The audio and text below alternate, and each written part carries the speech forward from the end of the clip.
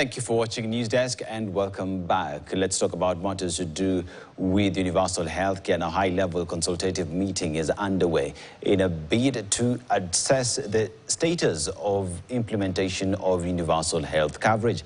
Kenya Kwanza's manifesto places health as one of the pillars to deliver universal health coverage. The meeting involves leaders from different levels of government. Earlier, Deputy President Kithure Kindiki was in that event and had this to say. I'd like to highlight just a few things. First is that in terms of registration, we seem to be making good progress. 19.5 million Kenyans are already enrolled.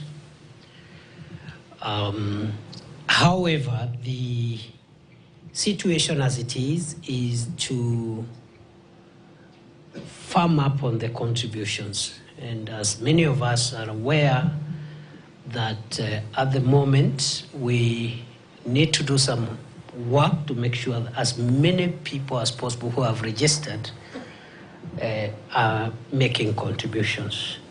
In the next few days, we will have a new means testing tool to make sure that the tool is accurate, objective, and helps us leverage on all the fundamentals to make sure that we provide quality health care to the people of Kenya.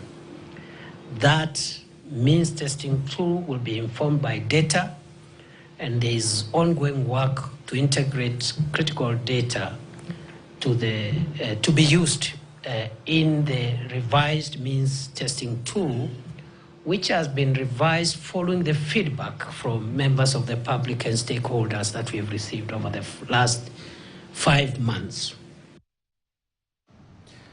And the decision by the Speaker of the National Assembly, Moses Wetangula, declaring Kenya Kwanza as the majority side in Parliament, despite a High Court ruling that stripped the ruling coalition of its majority status, has sparked